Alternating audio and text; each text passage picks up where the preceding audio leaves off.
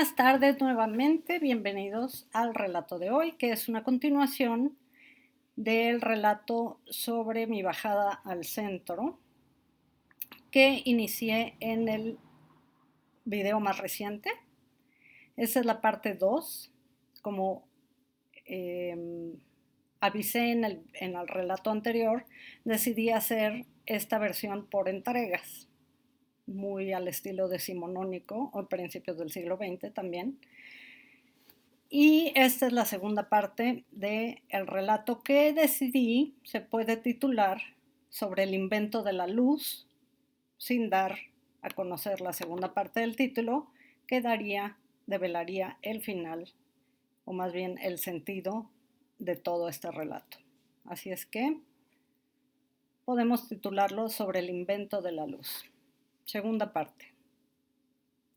Seguía yo ensoñando las costumbres y escenas de antaño, en ese momento considerando que todas las formas del vestir, actuar, andar o no andar, anidaban en un sentido del deber ser tan ceñido como los corsés, entonces obligados para toda mujer de sociedad, que consideraba en esos momentos, a pesar de la obstrucción para respirar en plenitud, así como impedir comer más que bocados mínimos y sin duda restringidos en cantidad por la presión literalmente anudada en torno al abdomen, pero también consideré en la penumbra de la tienda que debían sin duda haber ayudado esos corsés a muchas mujeres a evitar problemas lumbares, por lo que a veces pienso que me convendría conseguir uno. Y así seguía mi pensamiento libre, vagando como un flaneur como ese flaneur del que escribiera Walter Benjamin, retomando a su vez la vida y poemas de Baudelaire, o la obra íntegra del fantástico fotógrafo Adjet, cuyas imágenes son el paralelo visual del paradójico Libro de los Pasajes de Walter Benjamin, desafortunadamente incompleto, dada la trágica muerte obligada que Benjamin decidió sobre sí, escapando de los nazis por el sur de Francia, justamente la noche antes de cruzar la frontera hacia España, donde tomaría un buque que lo llevaría a América. Que, para tragedia del mundo, sí hubiera podido escapar, como lo lograron los demás del grupo con el que iba en escape y a la espera de lograr conseguir un pasaporte falso para poder salir no solo de la Europa nazi, sino también del naciente franquismo. Y de haberlo hecho, es decir, si hubiera conseguido calmar la angustia extrema en la que se encontraba ante la posibilidad de ser capturado y asesinado, posiblemente torturado, siendo que era no solo un pensador radical y por tanto, por ese solo hecho, un enemigo jurado de Hitler y su banda de maníacos xenófobos, pero también porque formaba parte de una familia judía, si bien nunca le interesó la religión. Pero si esa noche madrugada no le hubieran dejado solo, con sus pensamientos suicidas, dentro de una mínima habitación, en una modesta posada, en un pequeñísimo pueblo de la costa francesa, en frontera con España, y con cianuro escondido en su maleta, Benjamin podría haber seguido entregando las joyas reflexivas que su magistral pensamiento regalaron al mundo durante los años entre guerras, cuando su pensamiento floreció y maduró con una consistencia nunca replicada, a quien debemos, entre otros brillantes pensadores de la época, el origen de la teoría crítica, disciplina multidisciplinar en la cual me formé y obtuve el grado doctoral, siendo la primera en hacerlo en México y en el mundo, pues no existía, cuando yo lo hice no existía todavía esa formación de posgrado en ninguna parte del mundo, en el mundo de habla hispana, pero en realidad es en el mundo en general.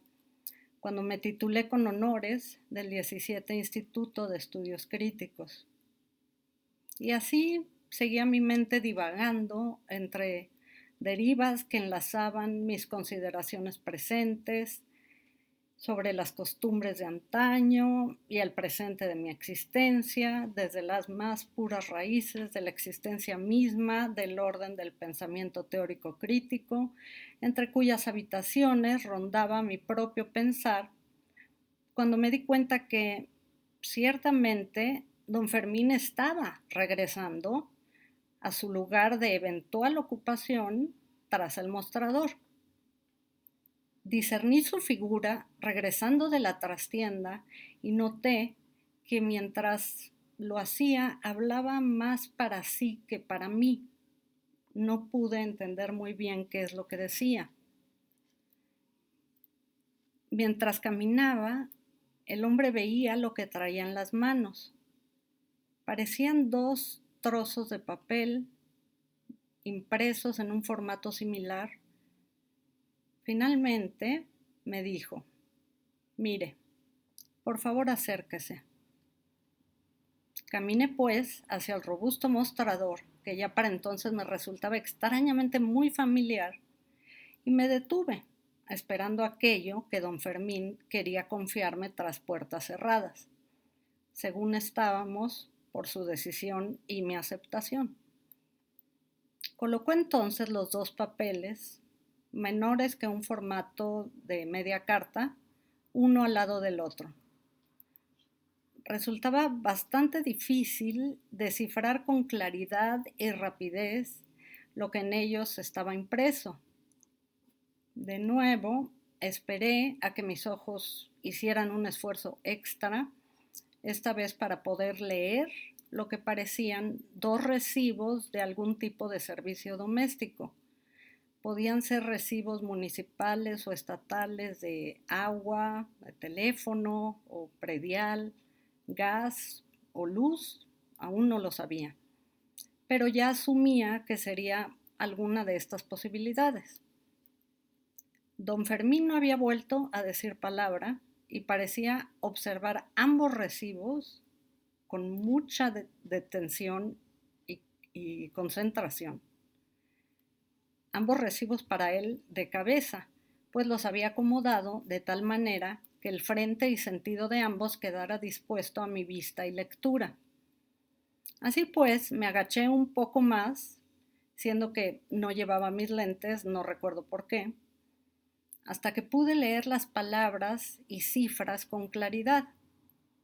Entonces me di cuenta que efectivamente eran recibos de servicios provenientes de la compañía de Luz y Fuerza. Las fechas de cada recibo distaban apenas un par de meses entre sí. No me quedó claro si ya estaban pagados o no, pero asumí que probablemente sí. Entonces noté que el monto de uno y otro, perteneciendo a ambos a la misma exacta dirección postal, había entre ellos una disparidad muy considerable. Igualmente, la medición de consumo eléctrico variaba radicalmente. Absorbí las diferencias y subí la mirada lentamente, esperando en algún punto ya recibir la revelación de todo lo que estaba sucediendo. Pero esta revelación aún habría de tardar. Solo entonces el señor Fermín volvió a hablar diciéndome, aún en voz más baja que la que había mantenido hasta ahora en nuestros parcos intercambios dialógicos, y me dijo casi en susurro: a pesar de tener la puerta principal cerrada y asegurada, así como la puerta de la trastienda que ya en este momento estaba ya también cerrada, y me preguntó: ¿ya vio usted? Supuse que lo que ansiaba que yo verificara entre los 2 recibos era justamente esa distancia numérica a favor del cliente o usuario del servicio, en este caso él mismo, Así que simplemente le dije, sí, ya lo vi. Sus ojos no dejaban los míos y resultaba difícil leer el fondo de su mirada por la penumbra, a lo que contestó, por favor, vuelva usted a revisarlos y fíjese muy bien en la medición. A pesar de que era exactamente lo que acababa de hacer, con sumo cuidado, lo hice de nuevo, dudando ligeramente si acaso algo se me había podido escapar en la primera vista. Leí en silencio los dos recibos completos puestos uno al lado del otro hacia mí en el mostrador. Entonces le dije, sí, la cantidad de la medición oficial como la del pago es muy diferente en uno y otro. Esta frase pareció iluminarlo por dentro y como si emanando luz propia en un aumento creciente, aun si casi indistinguible, dijo aún en un susurro, exactamente. Esto es lo que ha estado pasando estos últimos meses en la casa de usted, como es común aún decir por aquí, mientras hacía un gesto con el brazo izquierdo, dirigiéndose, sin abiertamente señalar, la puerta de la trastienda, dándome a entender que su casa era justamente lo que habitaba la trastienda de su negocio, como es o era común cuando los dueños de las llamadas entonces anexas, es decir, las habitaciones a pie de calle que convertían en locales, cuando originariamente los dueños de las grandes mansiones rentaban esos locales a diversos comercios, siempre y cuando fueran honorables en reputación y el locatario fuera alguien conocido. Hasta que de esas épocas llegamos a las que son los dueños hoy de los locales, dueños también de las casas, comercios vivienda de los que aún quedan varios en Guanajuato, aun si son realmente muy contados los que habitan todavía casonas coloniales tan bien situadas, como es el caso de la tienda de enseres eléctricos y, según era hora de mi conocimiento, también era suya la casa, digamos, detrás y sobre el comercio. Ante su victoriosa, pero aún esquiva y sin duda todavía misteriosa exclamación, exactamente, yo esperaba. Ahora sí, francamente convencida de que en algún momento de esa hora, que ya se había deslizado del tiempo cuantificable por un reloj convencional, incluyendo el de la basílica, pues no recuerdo haber escuchado las campanadas que anticipan en dos momentos la misa de 12. Primero media hora antes, después 15 minutos antes,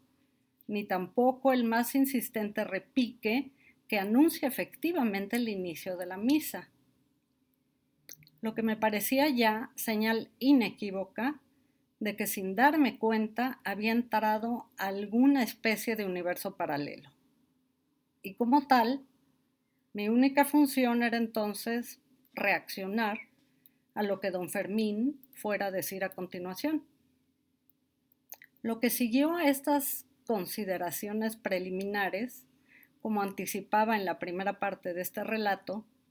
sigue y seguirá siendo para mí un misterio de insondables profundidades. Si fuera esta una escenificación teatral, pensé, que bien podía hacerlo, como he venido reimaginando con el tiempo, era pues un escenario, literalmente, es decir, el lugar donde va a suceder una escena. Y sería describible de esta manera. Un comercio de orígenes fundacionales imprecisos, pero cuya edificación dataría de mediados del siglo XVIII. Ahora, durante la segunda década del siglo XX, se encontraba saturado de productos eléctricos, aun si todos en penumbra. Detrás del mostrador, un hombre cuyo nombre acusaba procedencia tanto española, es decir, Fermín es un nombre español, como católica, Juan, de facciones apenas distinguibles con propiedad por la penumbra, igualmente remota la posibilidad de asegurar especulaciones sobre su edad, color de pelo, tono de ojos, tonalidad de la piel y mucho menos cualquier otro rasgo distintivo particular más preciso, excepto la forma de las manos, fortalecidas pero no robustas, entradas en años pero no envejecidas, uñas cortas, limpias, bien cuidadas pero no obsesivamente, portando en la mano izquierda una argolla de matrimonio, también patinada por el paso de los años, pero imposible de precisar si tendría 20 o 30 o incluso 40 años de uso. El hombre portaba una camisa de rayas muy delgadas sobre un fondo acaso azul marino o gris oscuro, ligeramente remangada, lo suficiente para no dañar los puños y facilitar las tareas manuales cotidianas. Un chaleco oscuro de botones, quizá café oscuro o negro medio deslavado, o de nuevo quizá gris oscuro, con dos pequeñas bolsas al frente que demarcaban y develaban un uso frecuente, quizá para colocar ahí llaves o monedas o quizá algún caramelo. Del otro lado del mostrador, una mujer de facciones también imprecisas, delgada, con cabello corto y cuya edad, imagino, en la penumbra, resultaba también difícil de precisar, portando algún vestido primaveral de tono claro, tela lisa, algo vaporoso, con mangas largas, posiblemente hechas de una tela más ligera, igual que el cuello, que también era alto, ceñido, pero no asfixiante, y de un largo exactamente debajo de la rodilla, portando un bastón de madera oscura, quizá caoba, pues no reflejaba ningún tipo de brillo que pudiera haber delatado la presencia añadida de algún barniz para oscurecer la madera, empuñadura de plata o plateada, cuyas sombras permitían intuir el trabajo del metal en formas reminiscentes del estilo Art Nouveau, zapatos de tacón bajo, cuyo color resultaba aún más indefinido, pues resulta que la oscuridad